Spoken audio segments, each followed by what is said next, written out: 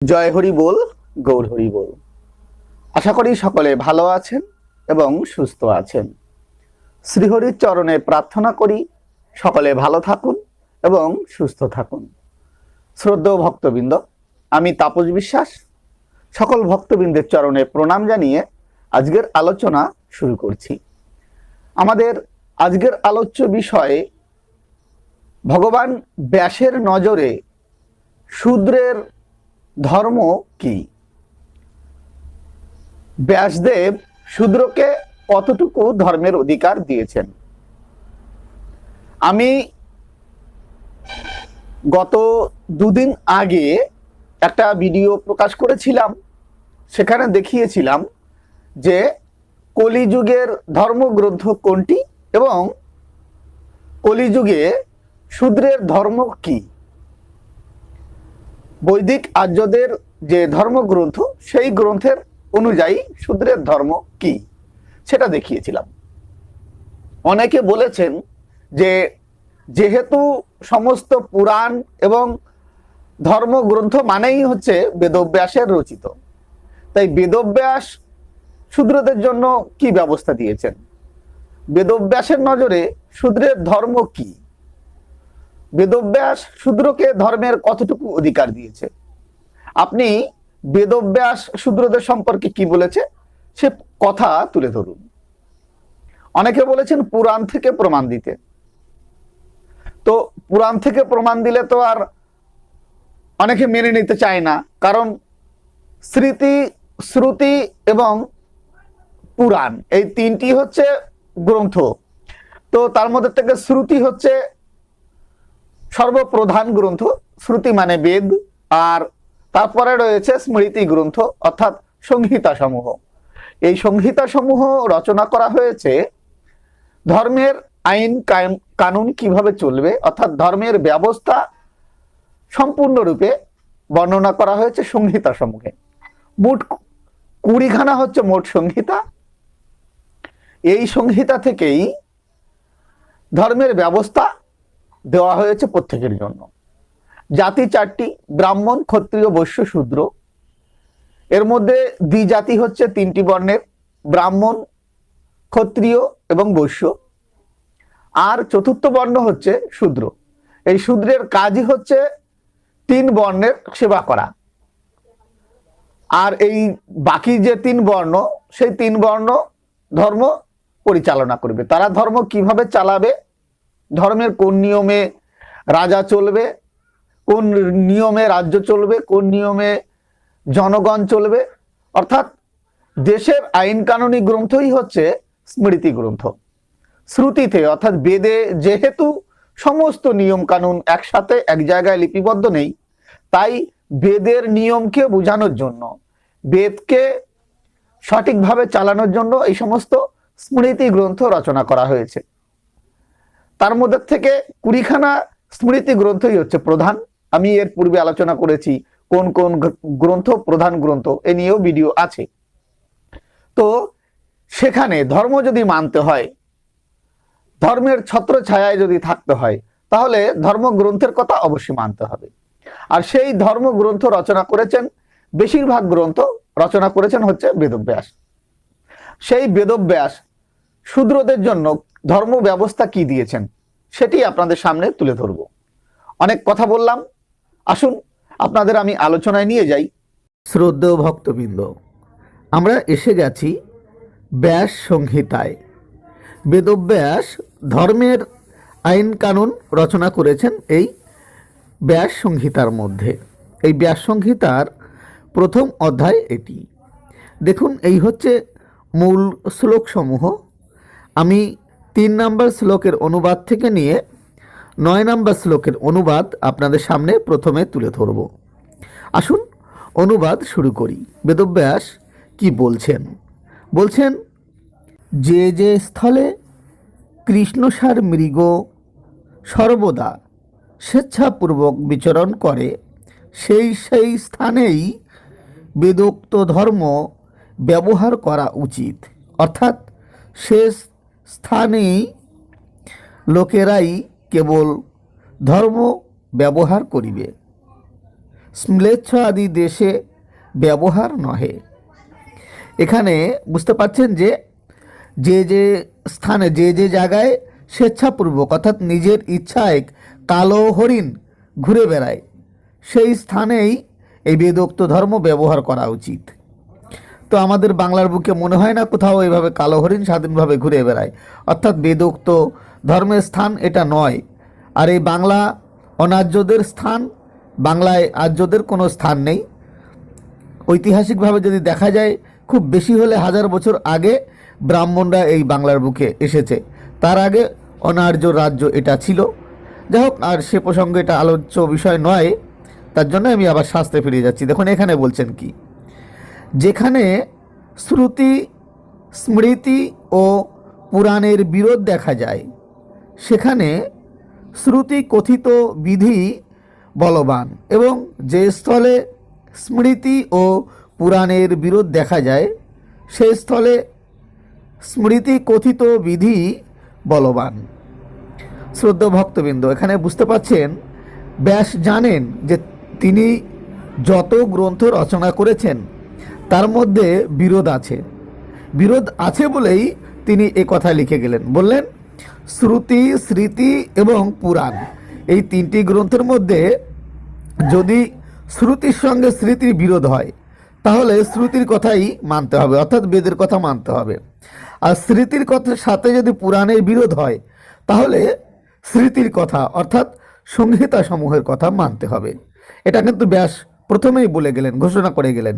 কারণ কি, শ্রুতির সঙ্গে বিরোধ দেখা যায় না তেমন একটা, কারণ শ্রুতি বেদে তেমন এই কোনভাবে রাজার নিয়ম কানুন চলবে, কোনভাবে কে ধর্ম পালন করবে, কোন জাতি ধর্ম পালন করবে, কোন জাতি করবে না, এ বিষয়ে বেদে কিছু যায় আসে না। বেদের কোনো মাথা ব্যথা নেই, বেদে এই বিষয়ে কিছু বর্ণনাই নেই।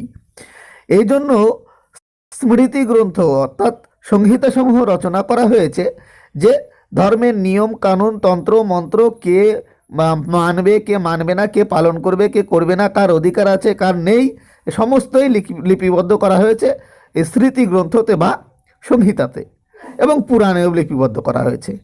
এবার যে পুরাণে দেখা যাচ্ছে কিছু কিছু অধিকার শূদ্রদের দেওয়া হয়েছে, পরবর্তীকালে শ্লোকসমূহ ঢুকানো হয়েছে যে শূদ্রদের কিছু অধিকার দিয়েছে, কিন্তু সংহিতাতে অধিকার নেই। তাহলে এই সংহিতার সঙ্গে পুরাণের বিরোধ হলে কি হবে? সংহিতার কথাই বলবান, অর্থাৎ সংহিতার কথাই মানতে হবে।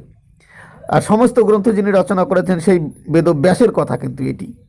এরপর কি বলছেন দেখুন, বলছেন ব্রাহ্মণ ক্ষত্রিয় ও বৈশ্য এই 3 জাতি দ্বিজপদ প্রতিপাদ্য। এই 3 বর্ণই শ্রুতি স্মৃতি ও পুরাণোক্ত ধর্মের অধিকারী। তাহলে কি, শ্রুতি অর্থাৎ বেদ, পুরাণ এবং এই স্মৃতি গ্রন্থ অর্থাৎ সংহিতা, এই যে 3 প্রকারের গ্রন্থ, এই গ্রন্থের উক্ত ধর্মের অধিকারী কারা? ব্রাহ্মণ ক্ষত্রিয় এবং বৈশ্য, এই 2 জাতিগণ। তারপরে কি বলছেন? তারপরে বলছেন অপর জাতি ব্র্যাকেটে রয়েছে শূদ্র আদি অধিকারী নহে। কি অধিকারী নয়? এই পুরাণোক্ত শ্রুতিযুক্ত এবং স্মৃতিযুক্ত এই 3 উক্ত ধর্মের অধিকারী কিন্তু এই শূদ্র আদি নয়। তারপরে কি বলছেন? শূদ্র জাতি চতুর্থ বর্ণ, এজন্য ধর্মের অধিকারী, কিন্তু বেদমন্ত্র ও সাহা স্বধা এটা কি রয়েছে এখানে বোঝা যাচ্ছে না, কিন্তু মূল শ্লোকে রয়েছে ষট মন্ত্র আদি শব্দের উচ্চারণে অধিকারী নহে। শ্রদ্ধেয় ভক্তবৃন্দ, তবে আপনারা দেখলেন শূদ্র আদি জাতির কিন্তু বেদমন্ত্র সাহা স্বধা ষট এই সমস্ত মন্ত্র উচ্চারণের অধিকার নেই। এরপর আসুন বেদব্যাস আরও কি বলছেন, একটু স্কিপ করে যাচ্ছি, গিয়ে আবার দেখাচ্ছি আমি। দেখুন, ব্রাহ্মণ ক্ষত্রিয় কিংবা বৈশ্য কর্তৃক বিবাহিতা শূদ্র কন্যাতে জাত সন্তানের জাতকর্মাদি সংস্কার শূদ্র জাতির মতো করিবে। এখানে বললেন যে ব্রাহ্মণ ক্ষত্রিয় কিংবা বৈশ্য এই 3 জাতির দ্বিজাতিগণ যদি কোনো শূদ্র কন্যাকে বিবাহ করে তবে তার পুত্র অথবা কন্যা যাই হবে তারা কিন্তু শূদ্রের মতোই হবে, শূদ্রের মতো সংস্কার তাদের হবে, কারণ তাদের ব্রাহ্মণ জাতির মতো কোনো কিছুই হবে না। এরপর বলছেন দেখুন, অদম জাতীয় পুরুষ হইতে উত্তম জাতীয় স্ত্রীর গর্ভে জাত সন্তান শূদ্র অপেক্ষাও অধম। অর্থাৎ এখানে বলছেন অধম জাতি, অর্থাৎ নিচু জাতির কোনো পুরুষ যদি উচ্চ বর্ণের কোনো কন্যাকে বিবাহ করে তার যে সন্তান হবে সে শূদ্রের অপেক্ষাও অধম।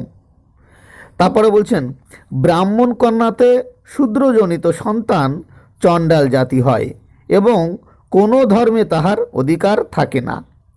দেখুন এখানে পরিষ্কারভাবে বললেন যে চণ্ডাল জাতি কিভাবে হয় না, শূদ্রের ঔরসে ব্রাহ্মণের বা এই ব্রাহ্মণী অর্থাৎ ব্রাহ্মণ কন্যার গর্ভে শূদ্রের ঔরসে জন্মানো যে সন্তান তাকে চণ্ডাল বলে, আর এই চণ্ডালের কোনো ধর্মে অধিকার থাকে না।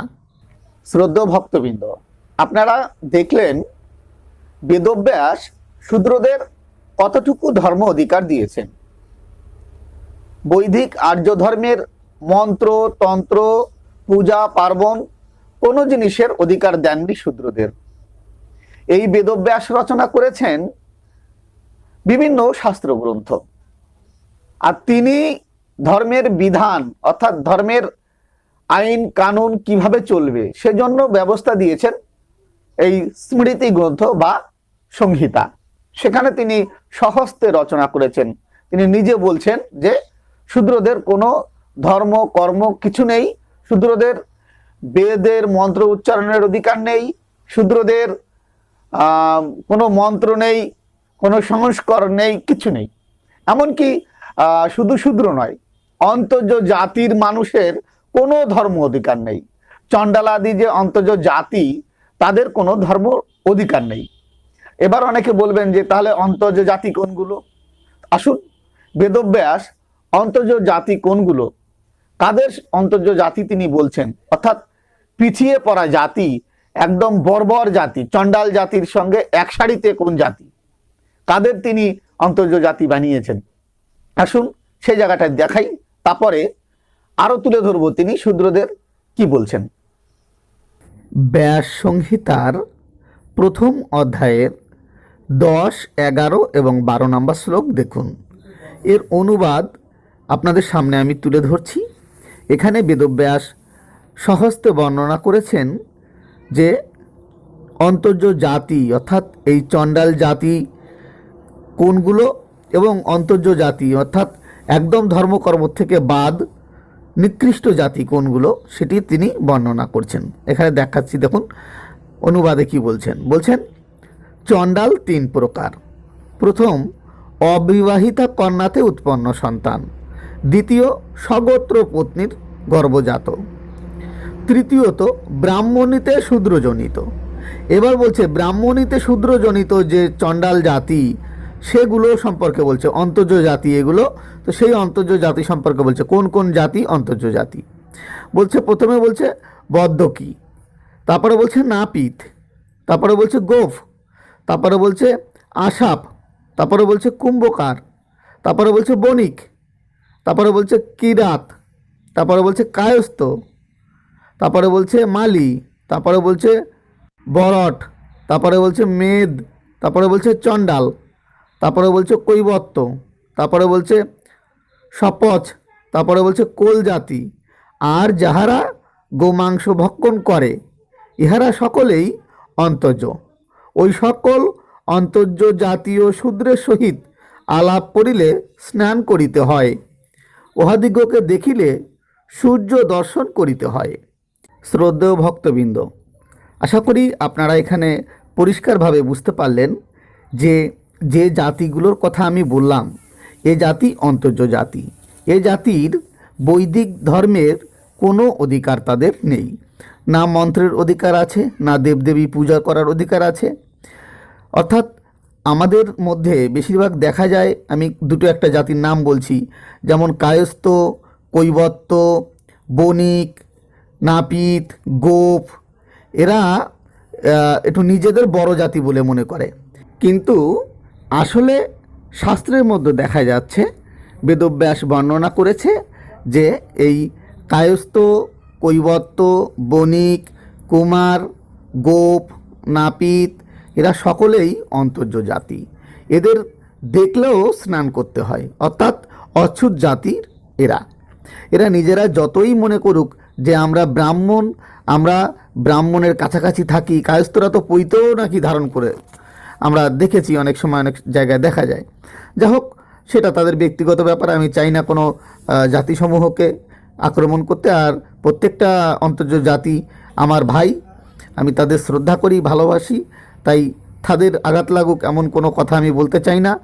আমার এই শাস্ত্র আলোচনায় যদি কোনো ব্যক্তির মনে আঘাত লাগে তবে তার কাছে আমি ক্ষমা চাইছি।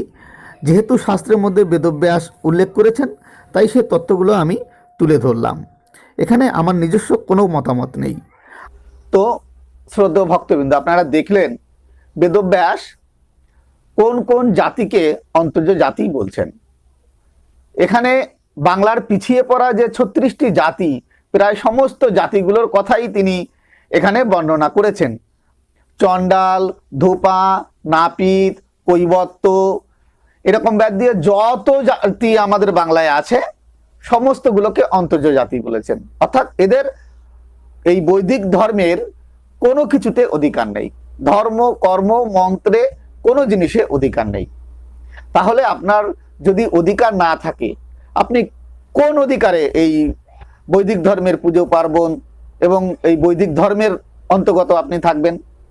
শুধুমাত্র এই শূদ্রদের ধর্ম দেবার কারণে, এই শূদ্রদের উদ্ধার করার কারণে, এই পতিত শূদ্রদের মুক্তি দেবার কারণেই হরিচাঁদ ঠাকুরের আগমন হয়েছিল। তিনি এবং তার পুত্র শ্রী শ্রী পতিত পাবন গুরুচাঁদ ঠাকুর, তিনি অক্লান্ত পরিশ্রম করে আজ শূদ্র তথা চণ্ডাল সমাজকে সমাজের বুকে স্থাপিত করেছেন একটি সুন্দর জায়গায়, যার ঋণ এই শূদ্ররা তার গায়ের সমস্ত রক্ত যদি ঢেলে দেয় তবুও শোধ হবে না বলে আমি মনে করি। আপনারা ভেবে দেখবেন, আপনারা যে ধর্মে আপনাদের অধিকার নেই, যে ধর্মের মন্ত্রে আপনাদের অধিকার নেই, যে ধর্মের দেব দেবতার প্রতি আপনাদের অধিকার নেই, যে ধর্মের মন্ত্র উচ্চারণ করলে আপনার জিভ কেটে নেওয়া হবে, যে ধর্মের পুজো করলে আপনি পতিত হবেন, নরকে যাবেন, সে ধর্ম আপনি কতটা চান? এজন্য গৌরাঙ্গ মহাপ্রভু নতুন সম্প্রদায় তৈরি করলেন, এই জন্য হরিচাঁদ ঠাকুর নতুন ধর্ম দিলেন। শুধুমাত্র এই ধর্মের মধ্যে এত বৈষম্য, এত ভেদাভেদ রয়েছে, এক জাতি আরেক জাতিকে স্পর্শ করলে তার জাত যায়, এ কারণে শুধুমাত্র নতুন ধর্ম তৈরি হয়েছে এবং নতুন ধর্মের প্রয়োজন হয়েছে। যদি মনে হয় যে না, এই বৈদিক আর্য ধর্মের ছত্রছায়ায় সবাইকে থাকতে হবে, আমি প্রায় ভিডিওর মধ্যে এই কথাটি বলছি, আজও বলবো, তাহলে ধর্ম গ্রন্থের সংস্কার করার প্রয়োজন আছে। যে যে জায়গায় মানবতা বিরোধী কথা রয়েছে সে সে জায়গায় সংস্কার করে মানবতার পক্ষে যে যে জায়গা, সেই জায়গায় রেখে দিয়ে সকলে এক ছত্র ছায়ার তলে এই সনাতন ধর্মের মধ্যে যেন থাকতে পারি, সে ব্যবস্থা অনতি বিলম্বে করা হোক, এই প্রস্তাব রেখে আজকের আলোচনা এখানে সমাপ্ত করছি। সকলে ভালো থাকবেন এবং সুস্থ থাকবেন। হরি বল।